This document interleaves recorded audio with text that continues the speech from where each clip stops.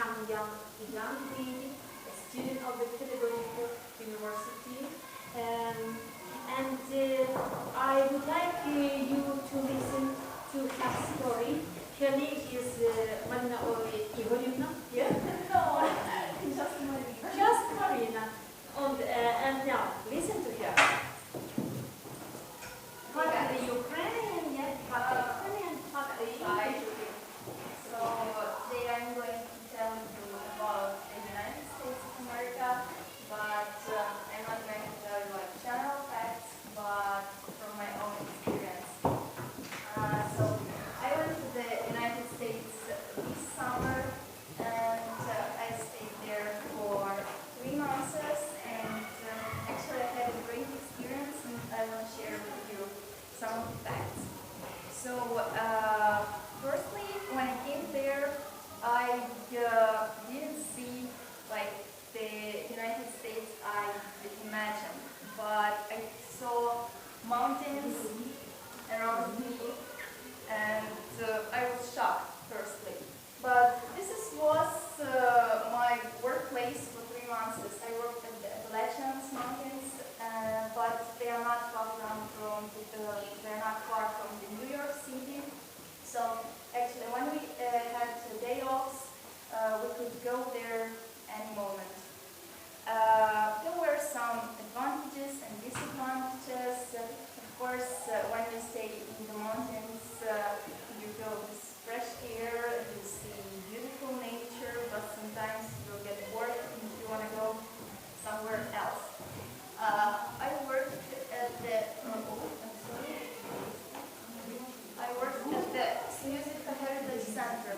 This was a Ukrainian center in New York, and it was established by the Ukrainian National Association, and people who had wives from Ukraine, for example, and they had children, half Ukrainians and half Americans, came there, or people who moved to the United States during the war. Came there to see each other and have a really nice time. And all the buildings in that associated had Ukrainian names. Yes, college, Uber, this was Kiev. This is the monument to Nancy. And this was a huge pool, and you could see the beautiful view out there. So the nature actually there was really nice. And this was the New York itself. When we came there for the first time, you will shock, because when you came from the woods or forest and these huge buildings, really amazing. So traditional yellow taxis and multi-story buildings and so on. Fifth Avenue. So this is probably one of the most famous places in New York City. There are a lot of fashionable shops and beautiful places. You can see the boutiques of the most expensive brands like Prada, Louis Vuitton, and so on. But there is no tradition there like in Ukraine. If you come in to a Prada shop in Ukraine, they will look at you like, what are you doing here? You have no money to buy something here. But there, they have no such kind of attitude, and they are welcome all people. This is the Empire State Building, the most highest building in New York, and when you come to the 80th floor, you can see the whole New York from there. The elevator there is really fast. You get to the 80th floor like in 10 seconds. It's really fast. This is just the street. One of the most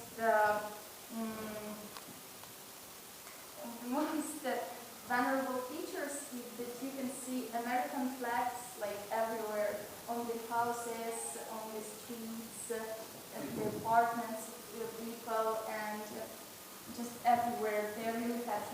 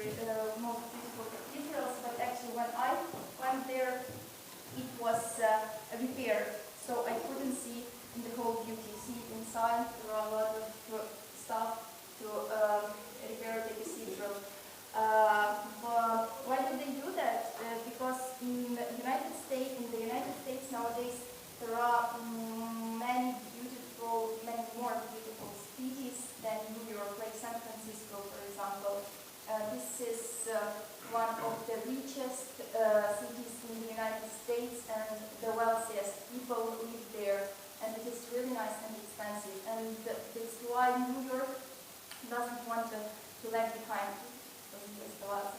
And that's why they try to repair architecture and to repair all the buildings in